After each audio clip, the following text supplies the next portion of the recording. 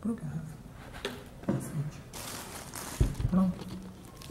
Não precisa empurrar, não.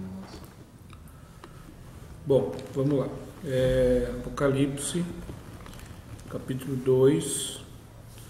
É a carta à igreja de Tiatira. Estas são as palavras do Filho de Deus, cujos olhos são como chama de fogo e os pés como bronze reluzente. Conheço as suas obras, o seu amor, a sua fé, o seu serviço e a sua perseverança. E sei que você está fazendo mais agora do que no princípio. No entanto, contra você tenho isto. Você tolera Jezabel, aquela mulher que se diz profetiza.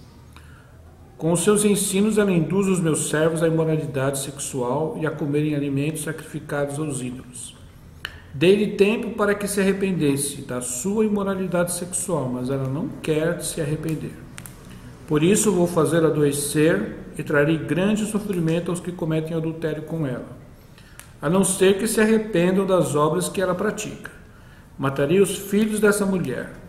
Então todas as igrejas saberão que eu sou aquele que sonda mentes e corações, e retribuirei a cada um de vocês de acordo com as suas obras.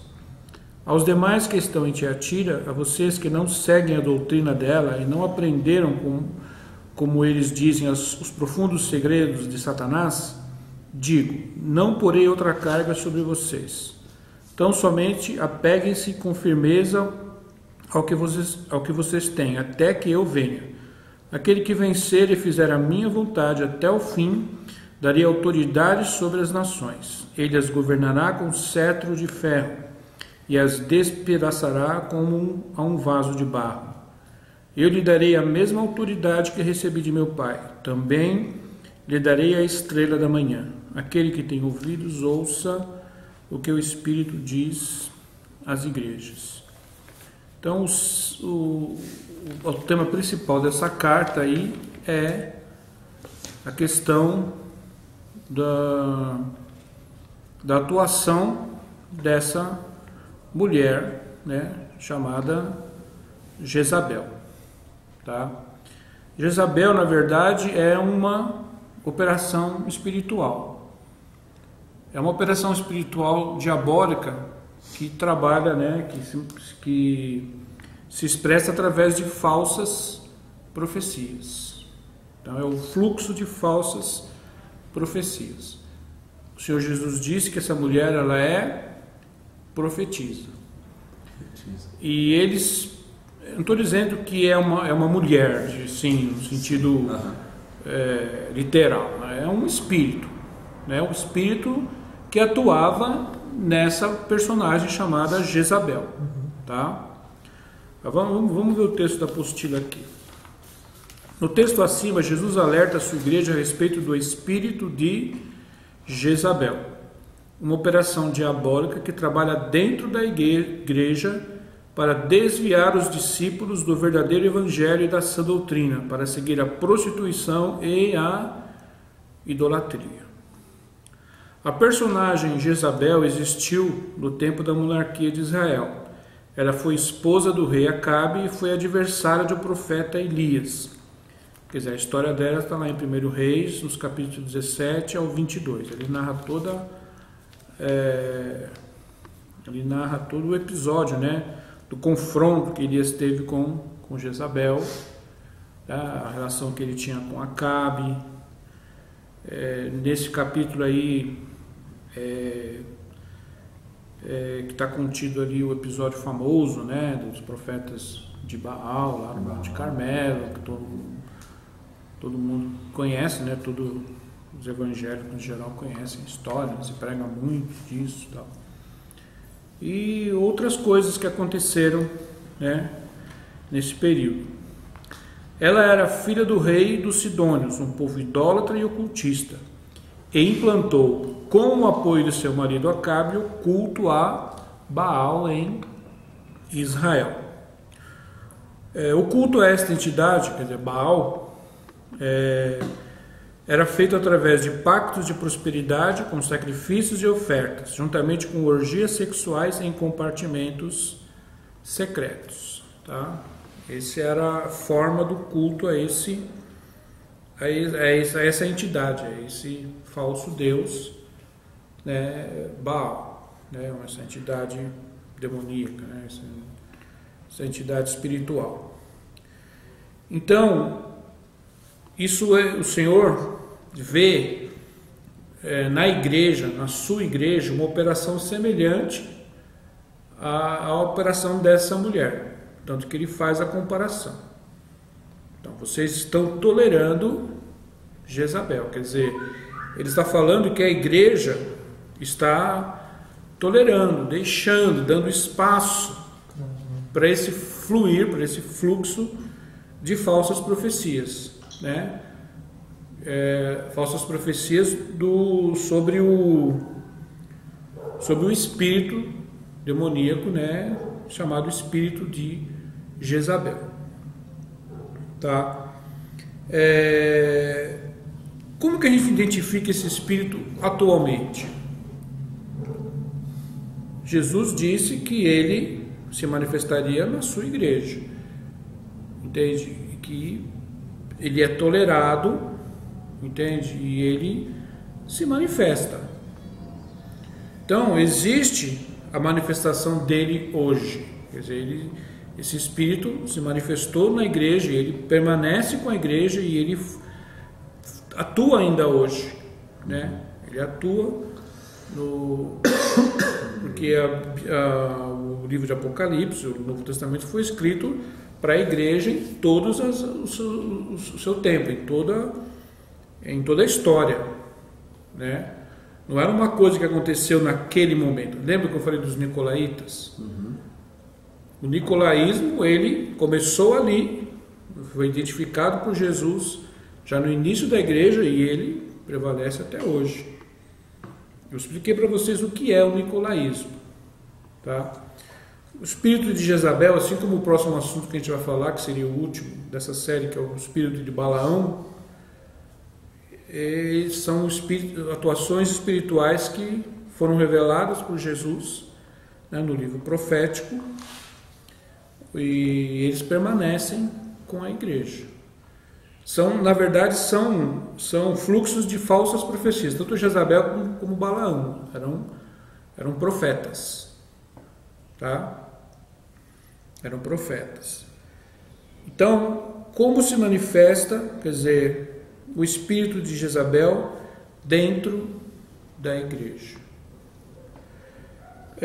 Aqui nós temos na apostila principais características da operação diabólica do espírito de Jezabel dentro da igreja. Como é que ele se manifesta em primeiro lugar?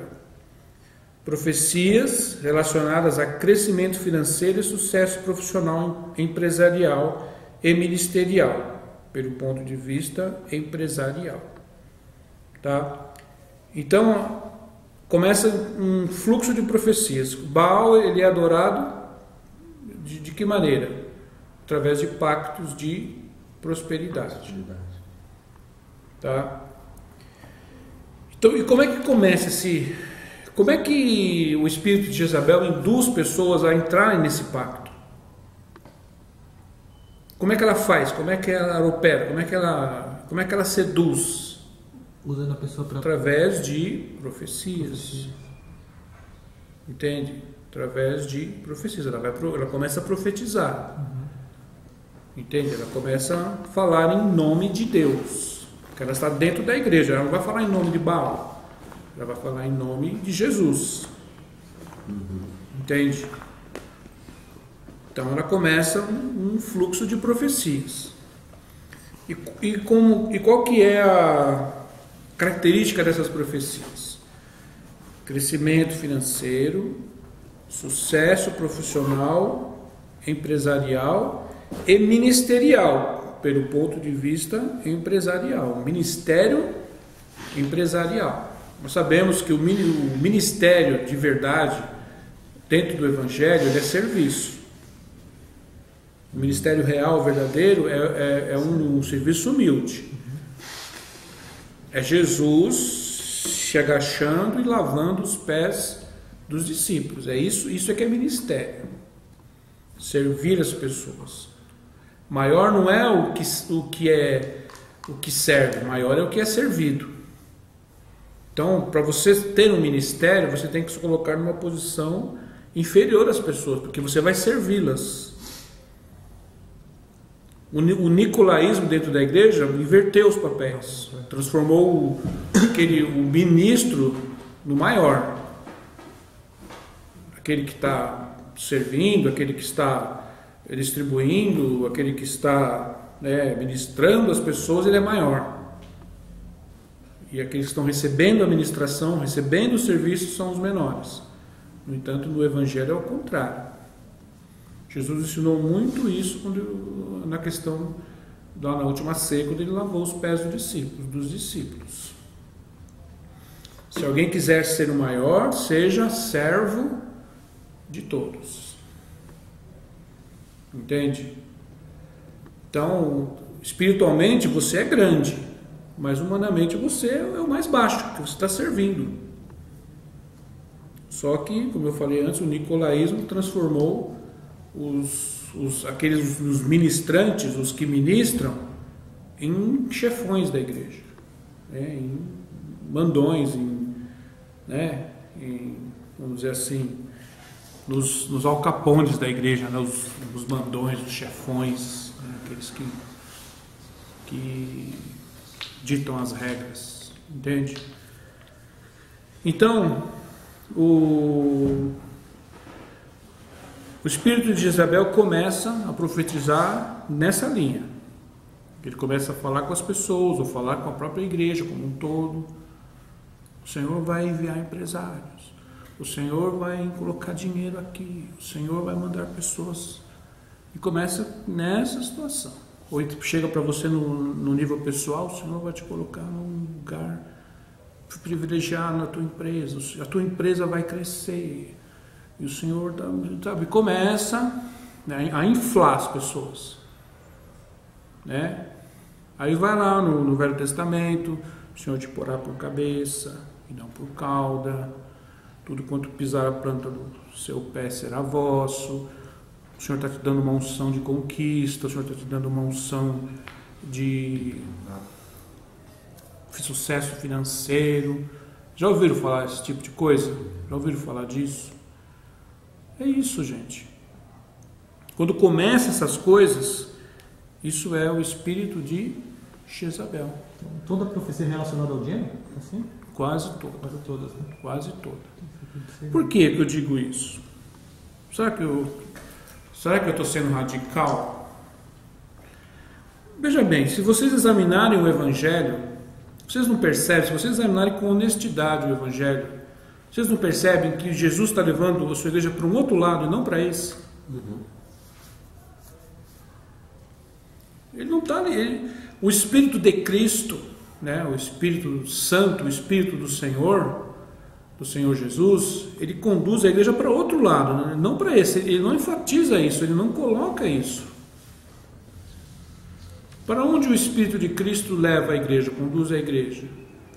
Renúncia, arrependimento no início, depois renúncia, cruz, dar, mais bem-aventurado é dar do que receber, dai e ser-vos-á dado. Entende? Você vê ali o apóstolo Paulo, você vê nas cartas apostólicas o apóstolo Paulo recolhendo dinheiro para ajudar os irmãos em Jerusalém, que estavam passando necessidade. Então, o Espírito de Cristo, não o Espírito de Jezabel, o Espírito de Cristo conduz você à humildade, ao serviço e à renúncia dos bens materiais. Não estou dizendo que ele vai transformar todo mundo em mendigo, não é isso.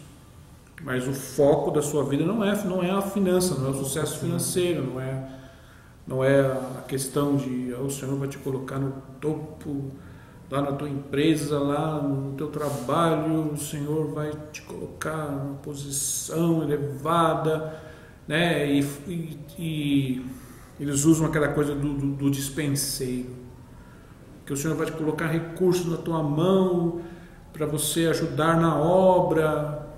Gente, o Evangelho não fala disso. Isso é coisa de homens. Com quem que Jesus conta para o sustento da sua obra? Com os ricos? Você acha que Deus depende de gente rica, de gente de dinheiro, de empresários para sustentar a sua obra? Não depende, gente. Isso já é o espírito de engano. Entende? Faz com que você entra um empresário na sua igreja, ele vira rei. Ele é tratado como rei. Entende?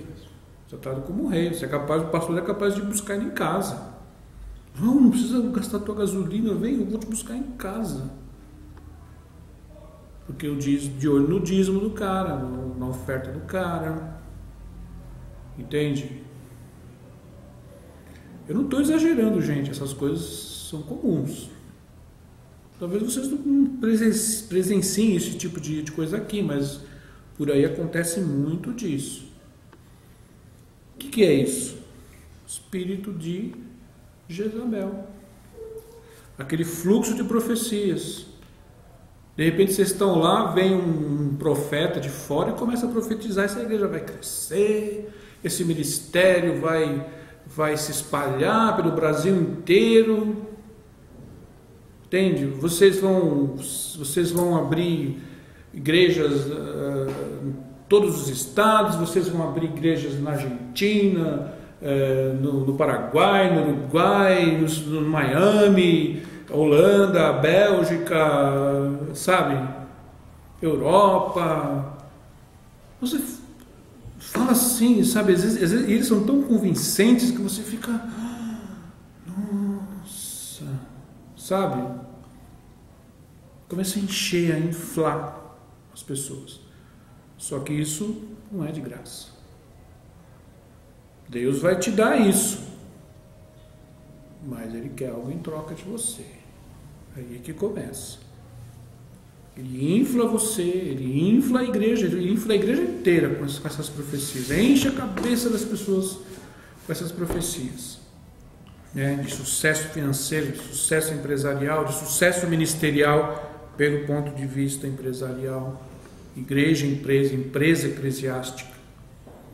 Entende? Aí começa o quê? O incentivo ao pacto de prosperidade. É o próximo passo. Vamos fazer um pacto. Entende? O pacto de prosperidade é característica das religiões ocultas. Do espiritismo, da Umbanda, do Candomblé. Lá tem. O Senhor Jesus nunca autorizou os seus ministros, seus servos a fazerem pacto de prosperidade com as pessoas. E o que é um pacto de prosperidade? O Senhor vai encher o teu celeiro, mas Ele quer um sacrifício. Entende? Ele quer um sacrifício.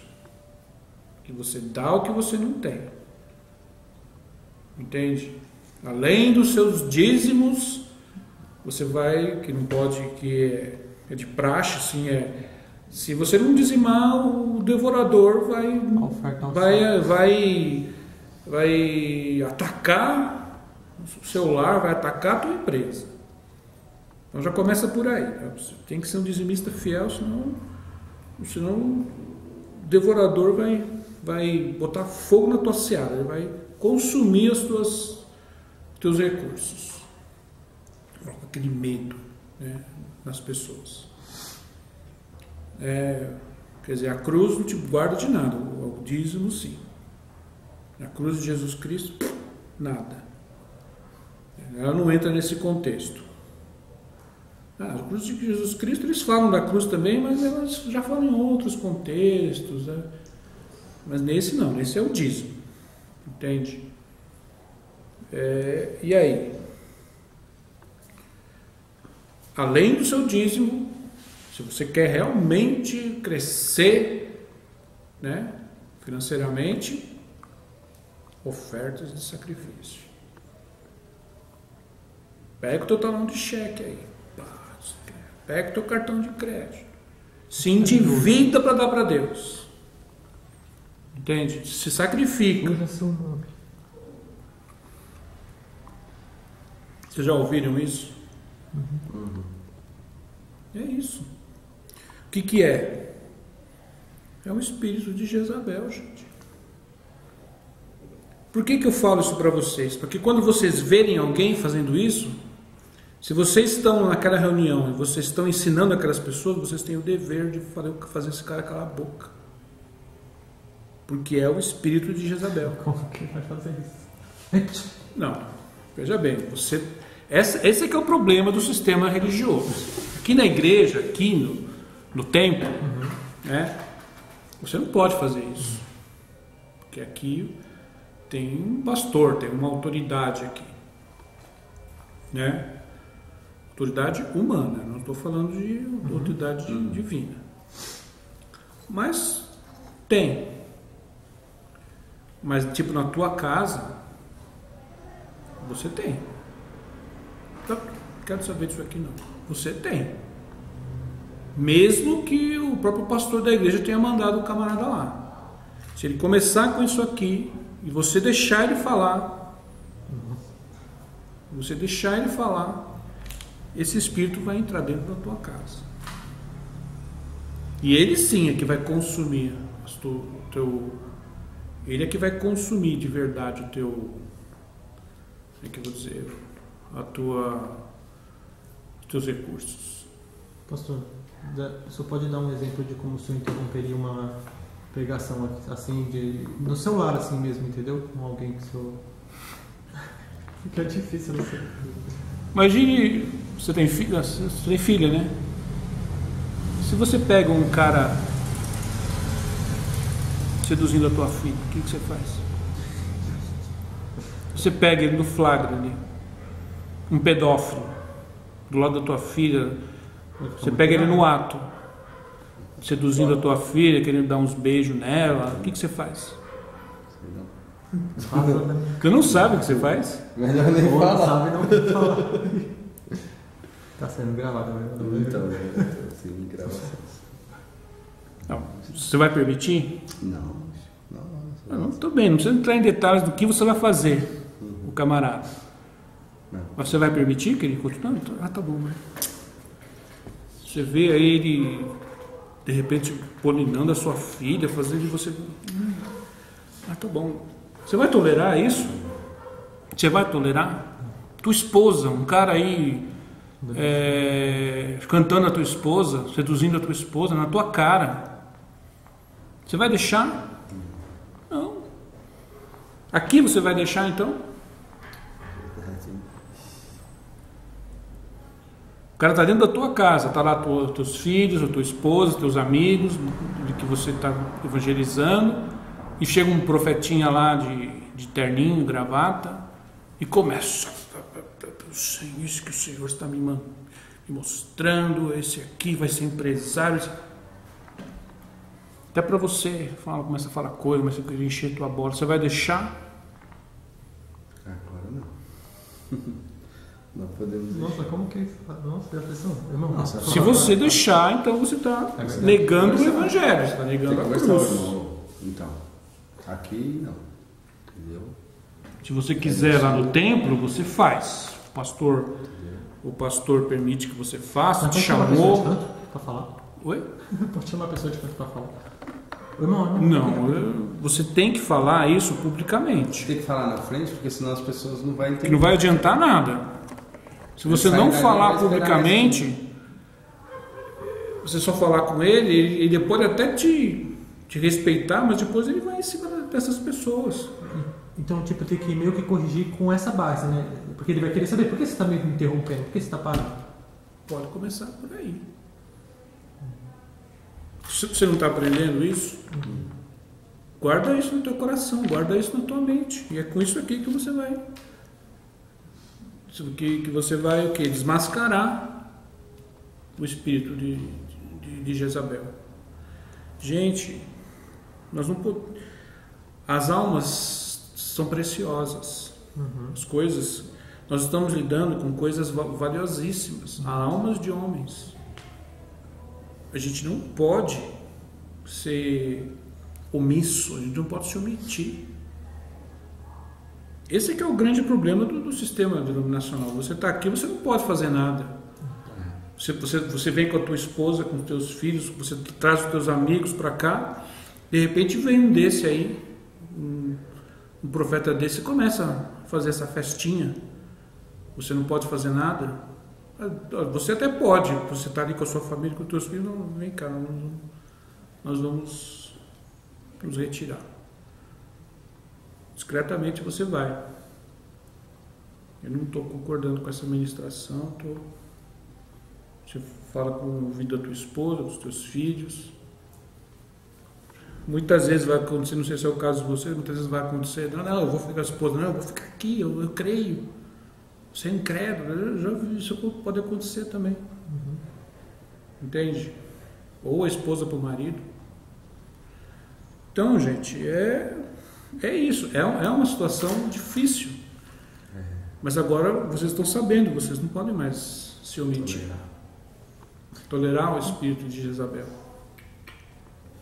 O espírito de Cristo conduz a igreja à renúncia, à humildade, entende?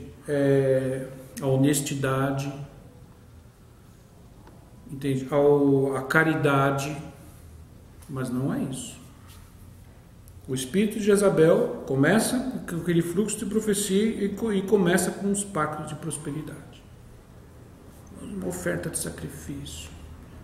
Quem pode dar R$5? Quem pode dar R$10? Quem pode dar R$20? Quem pode dar R$50? Quem pode dar 100? Quem pode dar 1.000? Por aí começa. E aí começa, são pactos. E quem é o Deus? Quem é a divindade que aprova esse pacto? É Jesus? Quem é? A quem que Jezabel promovia o culto? O Baal. O pacto não é com Jesus. Porque Jesus jamais vai fazer um pacto de prosperidade com você. Entende? Se você faz algum pacto de prosperidade, não é com Cristo. É com Baal. Porque Jesus não faz. Vocês entendem a dimensão disso? Se você vai numa igreja e faz um pacto de prosperidade, você não está fazendo com Cristo, com Jesus, com Jeová. Já falei, existia até um certo pacto de prosperidade na antiga aliança, existia. Mas nós não estamos na antiga aliança, nós estamos na nova, nós já estudamos isso. Então não tem mais. Fez isso, né? Nem os discípulos dele, né? Nem ele fez e nem ele autorizou os discípulos a fazer, a trabalhar assim. O que ele disse? De graça recebestes, de graça dai. Entende? De graça recebestes o quê? A salvação, o benefício de Deus, e de graça você vai transmitir para os outros. Jamais você vai pedir dinheiro para as pessoas. E tem aquela palavra, né? Buscar o reino do céu primeiro, né? Depois as demais coisas. Tudo isso. Jesus, embora ele estivesse vivendo ainda na antiga aliança, que Jesus teve o seu ministério na antiga aliança, eu já expliquei isso para vocês também. A nova aliança começou apenas na sua morte. Mesmo assim, ele já estava conduzindo, né? Já estava vislumbrando a nova aliança, ele já estava conduzindo. Era uma época de transição, entende? Já olhando para a cruz, já olhando para a nova aliança. Então, alguém chega para você e faz um pacto de prosperidade e usa textos lá de Deuteronômio e de outros textos que tem alguns pactos de prosperidade, né? Se você vê ali o livro de Deuteronômio, a bênção e a maldição, não sei se vocês já leram esse trecho. É um tipo de pacto de prosperidade. Mas isso é para Israel. Foi para Israel. Não é, a igreja não tem nada a ver com isso. Entende? Se você fizer algum pacto de prosperidade agora, você não está fazendo ele com Cristo. Você está fazendo ele com Baal. Porque se Deus não faz mais, se Deus abandonou isso, abandonou essa prática, Deus não faz mais, ele acabou isso, ele aboliu isso. Se você fizer, então você não está fazendo com ele, você está fazendo com com Baal, porque o diabo continua a fazer, é uma característica dele, fazer pactos de prosperidade com as pessoas. Eu te dou prosperidade, mas eu quero a tua alma. Na verdade ele recebe, né? Você fica preso naquela, entendeu? Fica indo contra o evangelho, é o que ele quer. Exatamente. E o espírito de Jezabel, ele conduz as pessoas à imoralidade. Não a imoralidade pública, né? Vamos fazer uma orgia aqui na igreja, né? Não é isso. Mas ele começa a conduzir as pessoas à imoralidade sexual. Porque as pessoas ficam tão concentradas em dinheiro, em poder, que o temor do Senhor desaparece delas. Por isso que o pastor adultera, pastor por aí adultera, pastor por aí tem amante, pastor praticando pedofilia, escondido. Porque o espírito de Jezabel desvazia a pessoa do temor de Deus. Entende? Ele concentra a alma das pessoas no poder, no dinheiro, na fama, entende? No sucesso. E o temor do Senhor desaparece do coração. O pouco de caráter que a pessoa tem, de moral, de decência, desaparece. Como aquele pastor lá do Rio de Janeiro que subia no morro, pregava lá nas favelas do Morro de Janeiro, estuprou, né? Foi acusado de estupro, estuprou lá pessoas, meninas da própria igreja. Foram pegas das escutas telefônicas, as coisas que ele falava, as coisas baixas. Um pastor que pregava lá, abria a Bíblia, pregava. Você vai ver com ele falando com as menininhas dele lá, nas escutas telefônicas, palavrões, coisa baixa. Entende? Baixaria, coisa de mais baixo nível. Aquele pastor do Rio de Janeiro, eu nem lembro mais o nome dele. Que subia no morro lá, que fazia cultos lá no morro. Todo mundo achava, até eu, quando eu conheci, né? Às vezes o pastor Wellington levava vídeos dele lá, eu ficava impressionado. Mas é isso aí. Caiu nisso aí. O espírito de Jezabel levou ele à imoralidade. Entende? E esse espírito vai conduzir as pessoas à imoralidade. Vai tirar o temor de Deus do coração delas.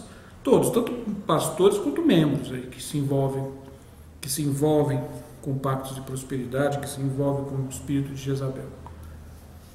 E eles vão se envolver em imoralidades. Entende? Esse espírito também promove o quê? O desrespeito à palavra e aos mandamentos a favor de propósitos egoístas. Foi o que ele fez com Acabe em relação a Nabote. Vocês conhecem a história da vinha de Nabote? Uhum. Nabote era um fazendeiro lá que tinha uma vinha do lado do palácio de Acabe, né? E Acabe cobiçou aquela vinha. Essa vinha está do lado do meu palácio aqui, eu vou comprar esse campo aí de Nabote, né? E eu vou fazer dessa vinha aí o meu jardim, né? Sei lá, um lugar de repouso, como se fosse um jardim, né? Uhum. Porque a vinha é muito bonita, a vinha, né? Vocês já foram entrar num vinhedo, como ele é bonito, cheio, né? Eles fazem aquelas parreiras, né? Aquelas cercas assim, elas ficam cercadas de parreiras de uvas, de cachos de uva, é muito bonito mesmo. Então Acabe, ele cobiçou aquela vinha, mas ele não quis,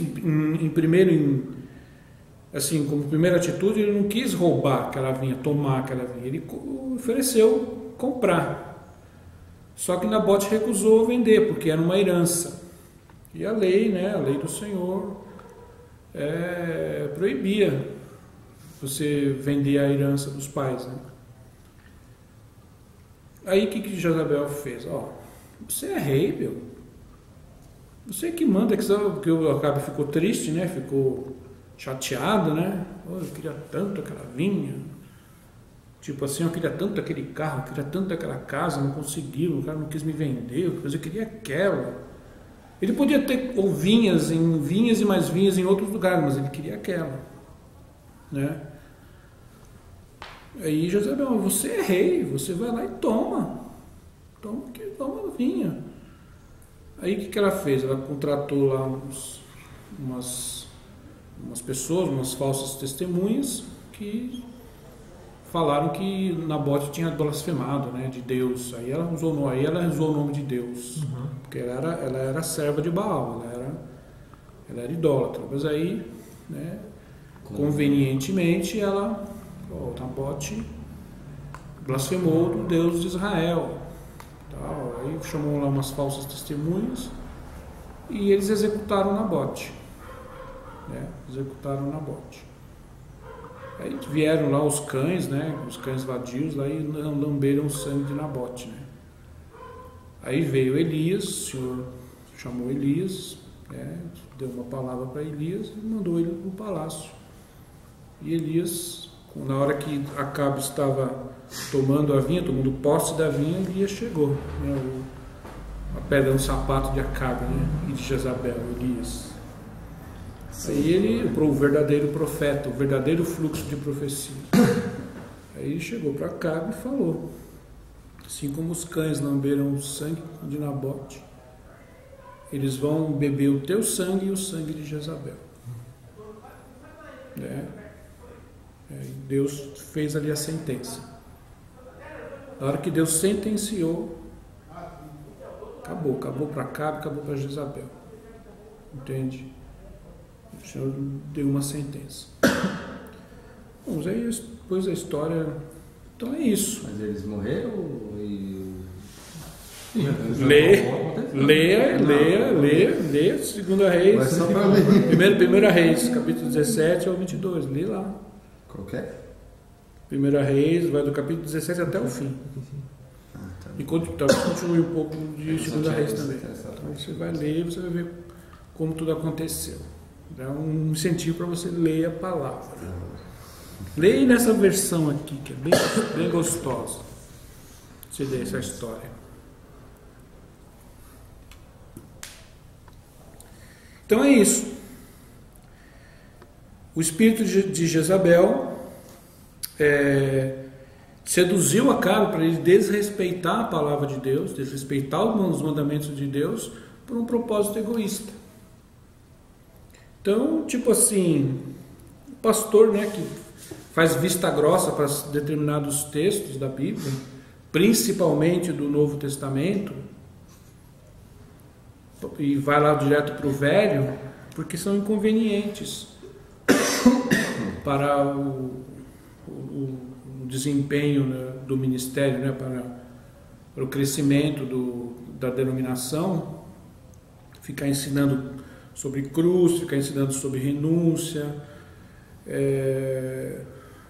ensinar que o dízimo não é mais para a igreja. Não, de jeito nenhum você vai ensinar isso na minha igreja, cara.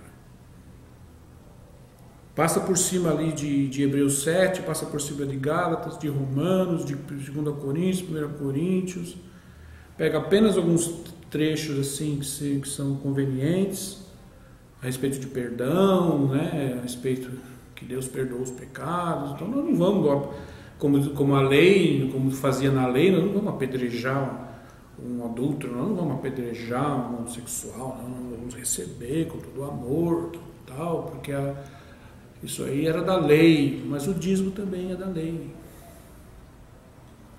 Entende? Então ele começa vamos dizer assim, a censurar o Evangelho, fazer censura do Evangelho. Trechos do Evangelho que nós não vamos mais falar disso, porque é inconveniente para a abordagem da nossa denominação, para a abordagem da nossa instituição. Nós queremos, né, instigar as pessoas que elas venham buscar de Deus o sucesso, que Deus vai dar o sucesso, a prosperidade e tal. Então, não vamos falar de cruz, de renúncia, né? Contentai-vos com o que tendes, tendo o que comer, o que beber, estar com isso contente. Não, isso aí não serve para nós. Né? Vamos falar de Josué, vamos falar de Abraão, vamos falar de Salomão, de Davi, né? Sucesso, riqueza, espírito de Jezabel. Entende? Por propósitos egoístas, humanos, vamos deixar o Evangelho de lado. Vamos deixar e vamos falar do sucesso, né? E começa a evocar aquelas promessas ao povo de Israel, tal, e mistura a igreja com Israel. Isso aí eu já expliquei para vocês, entende? E por fim, toda Jezabel precisa de um Acabe, entende? Jezabel só pôde soltar as asinhas dela em Israel, por quê? Porque o rei de Israel deu um aval para ela fazer. Assim como Salomão também deu aval para as mulheres deles fazerem templos pagãos dentro de Israel. A gente fala tão bem de Salomão, o rei. Salomão nem se sabe se foi salvo. O livro de 2 Reis deixa Salomão numa posição complicadíssima. Ele se desviou do Senhor. E não tem nenhuma indicação assim de que ele tenha se voltado ou se convertido. Talvez tenha se voltado para o Senhor, mas talvez não se sabe. Se vocês querem saber, muito do ocultismo que surgiu após, principalmente o ocultismo medieval, né, que chega até nós através da nova era, do esoterismo, são escritos de Salomão. Salomão se tornou ocultista. A Bíblia fala isso. A Bíblia relata que ele se tornou ocultista. Ele começou a adorar os deuses, adorar Baal, adorar Astarote, entende? Os deuses dos Sidônios, entende? E ele começou a escrever coisas ocultistas. Tem um livro chamado A Chave de Salomão, que é muito usado na nova era, no esoterismo. Então, toda Jezabel precisa de um Acabe. Então, o espírito de Jezabel conta sempre com o apoio de um líder local. Sempre vai ter alguém ali local que vai deixar. Uma dita autoridade, que vai deixar ele atuar, que vai incentivar, que vai deixar o espírito de Jezabel com liberdade para profetizar e fazer aquilo que ela quer fazer. Entende? É o pastor que chama o tal do profeta lá, que vem e faz aquelas profecias. Muitas vezes é o próprio pastor que traz, que chama, que deixa. A minha igreja está precisando de um avivamento. Sei lá. Se diz avivamento, mas na verdade é uma revitalização financeira. Eu estou numa situação complicada aqui. Deixa eu chamar um profeta aí, um revelador aí, sei lá, alguém que revela, que tem visão e tal, para mexer um pouco com a minha igreja e tal. Aí ele conhece um lá que prega bem, que grita, que traz. E começa com essas profecias aí, né? Profetizando sucesso, profetizando vitória, e depois vem para o pacto de prosperidade, ofertas de sacrifício, ofertas, né? Por aí vai. A igreja, para levantar a igreja um pouco financeiramente, estou precisando de dinheiro. É o Acabe. Qual foi o fim de Acabe? O mesmo de Jezabel. O fim de Acabe vai ser o mesmo de Jezabel. O fim desses pastores que incentivam essa operação de Jezabel dentro da igreja será o mesmo o fim de Jezabel. Vocês entenderam? Eu só não entendi o prática de moralidade escondida. Não entendi bem isso. Não tem aí pastor que adultera, que comete pedofilia, que pecado seduz? culto? Alguém... Culto, lógico. tá. O espírito de Jezabel não vai promover uma orgia sexual na igreja. Ele vai levar as pessoas a essa prática ocultamente. E perder o temor do Senhor, né? E achar normal. É normal, é normal. Eu sou o homem de Deus, eu tenho dom, eu faço revelação, faço profecia, o povo, eu trago gente para a igreja. Eu posso ter um deslizinho de vez em quando, Deus vai passar a borracha, Deus vai passar o pano.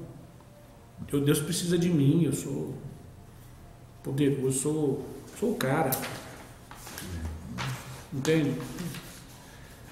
É exatamente isso que esses homens que fazem isso pensam. Eu sou o cara. Essa igreja sem mim, essa igreja fecha.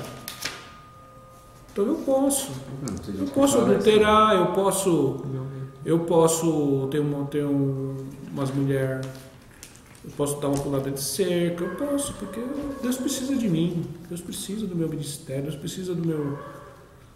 É o espírito de Jezabel, que conduz esses líderes à prática de imoralidade. Eles perdem o temor de Deus. Eles se sentem tão importantes, como se Deus, sim, por favor, meu servo, me serve, porque eu preciso. Não tivesse mais ninguém. Eu só conto com você, meu servo. Aí, tá bom, Senhor, eu vou lá pregar, mas depois eu posso dar uma saidinha e pegar uma menininha ali. É como se Deus dissesse, tá bom, pode. Mas vai lá e prega. Preciso de você. Mas leva pra lá. É assim que eles pensam, gente. Parece piada, mas é assim. Ele pode não ser assim, literalmente com essas palavras, mas é assim que eles pensam. Eles se sentem assim. Eles se sentem imprescindíveis. Eles se sentem insubstituíveis. Aí eles acham que eles podem pecar, que eles podem ter mais de uma mulher, que eles podem, você entende? Pegar a menininha por aí, porque Deus precisa de mim. E no fim Deus perdoa, tá? No fim Deus perdoa. Aí eles gostam da graça. Aí eles gostam do Evangelho da Graça. O Deus que perdoa, o Deus que restaura. Qualquer coisa, eu peço perdão. Entende? Aí eles se voltam para o Evangelho da Graça. Nessas horas. Entende? Bem convenientes. Quando eles pecam, às vezes quando eles são pegos na botija, né? Pego no motel, aí os perdoam, irmão, Jesus, ele me perdoa, ele morreu na cruz por mim, aí a graça funciona para ele. Aí a graça funciona. Aí ele vai para o Evangelho da Graça. Quando ele cai, aí ele quer o perdão, aí ele quer a restauração. No ministério dele, ele desprezou a graça, ele foi para o Velho Testamento, ele foi para o sucesso, ele foi para o pacto de prosperidade, ele fez tudo fora do Evangelho. Quando ele peca, quando ele cai, aí ele apela para a graça, apela para o perdão, apela para a misericórdia de Jesus. Entende? Essas coisas que cansam a gente, entende? Eu literalmente cansei dessas coisas. Pode desligar aí.